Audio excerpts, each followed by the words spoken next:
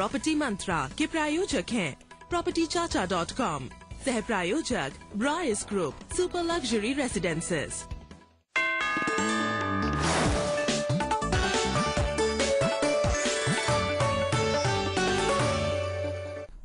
नमस्कार, आप देख रहे हैं प्रॉपर्टी मंत्रा। आपके साथ मैं हूं नवेद। प्रॉपर्टी मंत्रा में आज हम लेकर आए हैं 1 घंटे का महा एपिसोड। इस दौरान हम आपको हर बजट और हर तरह की प्रॉपर्टी में निवेश के कई सारे विकल्प दिखाएंगे। हम आपको धार्मिक नगरी में वीकेंड होम के ऑप्शंस के तौर पर भी फ्लैट्स और प्लॉट्स दिखाएंगे, तो प्रॉपर्टी ट्रेडिंग का एक नायाब तरीका भी बताएंगे।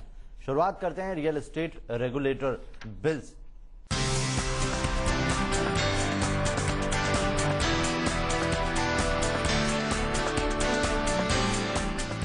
रियल एस्टेट डेवलपर से परेशान ग्राहकों की मुश्किल जल्द ही बीते दिनों की बात हो जाएगी। कैबिनेट ने रियल एस्टेट रेगुलेटर बिल को मंजूरी दे दी है। अगले 1 साल के भीतर सभी राज्यों को इसे लागू करना होगा। इस बिल के लागू होने के बाद रियल एस्टेट कंपनियों को वादे के मुताबिक तय वक्त पर पोजीशन देना होगा।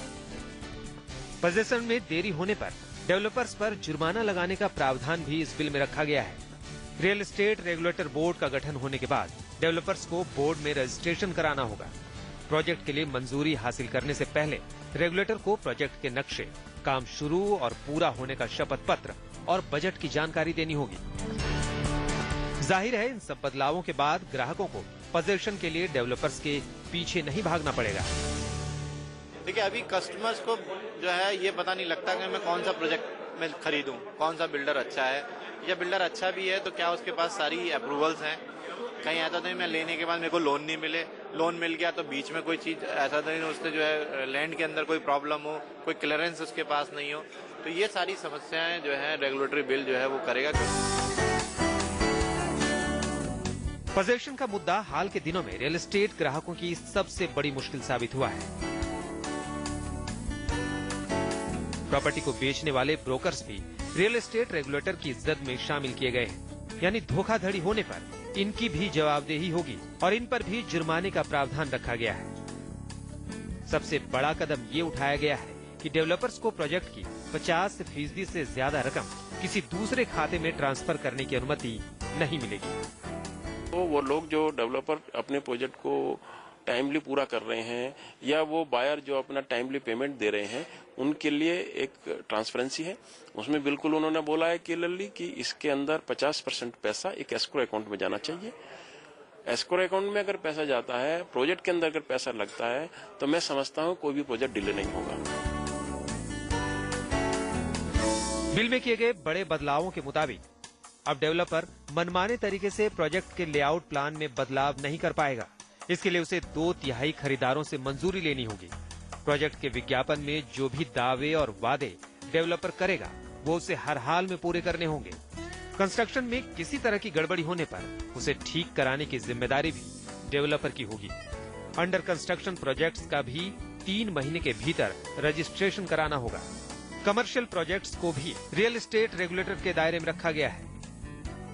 उम्मीद है कि इस कदम के बाद रियल एस्टेट सेक्टर में पारदर्शिता बढ़ेगी और ग्राहकों का भरोसा यहां बढ़ने से इस कारोबार को भी फायदा होगा। कस्टमर्स को बहुत फायदा मिलेगा इससे और बिल्डर्स को भी फायदा मिलेगा, क्योंकि जब आप एक बारी सारे अप्रूवल्स लेने के बाद रजिस्टर करते हैं और आपको ऑनलाइन रजिस्ट्रेशन मिल जाता है, तो उसके बाद कोई गुंजाइश नहीं रहती कि कहीं इस प्रोजेक्ट में कोई कमी होगी या कोई अनसर्टेनिटी रहेगी। हालांकि डेवलपर्स इस बिल से पूरी तरह से खुश नहीं है और उन्हें लगता है कि इसमें कई खामियां हैं। 1-2 मुद्दे इसमें हैं जो कि अब एड्रेस करने की जरूरत है, नहीं तो कस्टमर सफर करेंगे। जैसे मैंने बताया, कंप्लीशन सर्टिफिकेट और ऑक्यूपेंसी सर्टिफिकेट लेने के time regulator urban local body या सैंक्शनिंग अथॉरिटी को रेगुलेटर के नीचे होना चाहिए। नहीं तो उसमें सब बिल्डिंग खड़ी हुई है, सब बिल्कुल तैयार है, मैं चाबी देने को तैयार हूं, लेकिन मेरे को ऑक्यूपेंसी सर्टिफिकेट नहीं मिल रहा, तो इसलिए फिर प्रोजेक्ट की पोजीशन डिले हो जाती है। तो रेगुलेटरी बोर्ड के आने के बाद प्रॉपर्टी मार्केट पर इसका कितना असर पड़ेगा? इससे सीधे तौर पर बिल्डर्स को फायदा होगा या फिर जो इन्वेस्टर हैं उनके लिए रास्ते खुलेंगे? आइए इसी पर चर्चा करते हैं। हमारे साथ हमारे खास मेहमान जुड़े हुए हैं। शांति स्वरूप सतीजा जी, स्वागत है आपका। प्रेसिडेंट है propertychacha.com के। सर, हमेशा हमने ये देखा है कि जो बिल्डर होते हैं उनसे इन्वेस्टर परेशान होते हैं। विश्वास एक तरीके से पूरी तरह से खत्म होता जा रहा है इस मार्केट के अंदर बिल्डर्स पे से। ये जो बोर्ड आया है, इससे कितना असर पड़ेगा, उन्हें क्या थोड़ी सहूलत मिलेगी इसके बाद? देखिए, कुछ बिल्डर बहुत अच्छे हैं और कुछ बिल्डरों की वजह से लोगों को विश्वास बिल्कुल नहीं होता डेवलपर के ऊपर। हमारे पास कई क्लाइंट्स आते हैं, वो उनका पहले ही ये कहना होता है कि बिल्डर पे विश्वास करना तो बहुत पाप है, क्योंकि ये रेट अनाप शनाप कर देते हैं, बाद में साइज का फ्लैट का जो साइज होता है उसे बढ़ा देते हैं। इस प्रकार से लोग काफी परेशान हो जाते हैं। लेकिन रियल एस्टेट रेगुलेटर बिल के आने से जो गठन हो चुका है और बहुत जल्दी आने वाला है, दस्तक भी दे चुका है, उसके आने से ये समझ लीजिएगा कि प्रॉपर्टी बायर्स के दिन बहुत ही अच्छे आ गए हैं। डेवलपर बख्शा नहीं जाएगा, जरा भी प्रकार की कोई गलती नहीं कर पाएगा। वो उसको समझ में आ जाएगी कि मैंने किस तरीके से चलना है, पोजीशन टाइम पर देना होगा, जो प्राइस एक बार कह दी वो उसी के मुताबिक उसको फ्लैट देना पड़ेगा, प्रॉपर्टी बेचनी पड़ेगी। और अगर उसको प्रॉपर्टी लेट करनी है तो भी वो लेट नहीं कर पाएगा, क्योंकि इस किस्म की कई परेशानियां होंगी डेवलपर के लिए जरा सी भी कोताही करने के बाद। रियल एस्टेट रेगुलेटर बिल आने के बाद प्रॉपर्टी बायर बहुत ही सुखी हो जाएगा, कीमतें भी बढ़ेंगी, विश्वास भी बढ़ेगा। डेवलपर के ऊपर जब विश्वास बढ़ जाएगा तो प्राइस भी देने के लिए लोग तैयार हैं, अगर उसे टाइम पर पोजीशन मिल जाए और जो चीज दिखाई गई है या जो चीज बतलाई गई है या जो चीज ब्रोशर में लिखी गई है वही उसी प्रकार से उसको डिलीवरी मिले टाइम के ऊपर, तब बायर और डेवलपर का तालमेल भी अच्छा होगा, विश्वास भी अच्छा होगा। और मैं ये चाहता हूं कि रेगुलेटर बिल बहुत जल्दी से जल्दी आना चाहिए, ताकि रियल एस्टेट बाजार के अंदर जो विश्वास कम होता जा रहा है वो विश्वास कायम हो सके। यानी कि कुल मिलाकर इस रेगुलेटरी बोर्ड के आने से, इसके बिल के आने से सीधे तौर पर प्रॉपर्टी मार्केट के लिए अच्छा होने वाला है। बहुत ही अच्छा है। अगर ये बताइए, कोई बिल्डर या डेवलपर से कोई शख्स है जो परेशान है, जिसने इन्वेस्ट किया है, तो उसके लिए क्या क्या समाधान? सबसे पहले तो मैं ये कहूंगा, हमें बताएं कि कहां आपके साथ फ्रॉड हुआ, कहां आपने प्लॉट लिया और लैंड दिखाई नहीं गई या उसकी सेल डीड नहीं हुई। हमने भी सर्च किया है, हमारी भी एक टीम है जो काम कर रही है, एंटायर राजस्थान के अंदर भी काम कर रहे हैं, नोएडा के अंदर भी काम कर रहे हैं, हम नॉर्थ दिल्ली में भी काम कर रहे हैं। डेवलपर के पास लैंड ही नहीं है, बहुत हैरानगी वाली बात है। नक्शा बनाया और बुकिंग शुरू कर दी, लुभावने सपने दिखाए और पैसा आना शुरू हो गया। पैसा आने के बाद ऑफिस भी बदल जाता है, टेलीफोन का सिम भी बदल जाता है और लोग काफी परेशान हैं।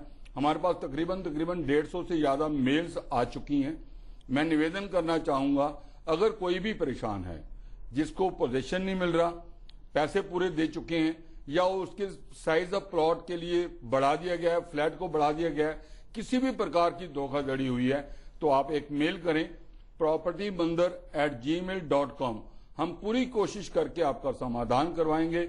जो हमने सर्च किया है उसके मुताबिक 92 प्रोजेक्ट ऐसे हैं जो जमीन पर नहीं है, नक्शों में हैं और लोगों से करोड़ों रुपया ऐंठा गया है, जिसके लिए हम भी जो आवश्यक कार्रवाई होनी चाहिए उस प्रकार से कर रहे हैं। जीडीए को भी हमने लिखा है, हर एक को हम लेटर भेज रहे हैं और आरटीआई के माध्यम से बहुत कुछ ज्ञान हमें मिला है जो दर्शकों को आने वाले एपिसोड में मिलता रहेगा।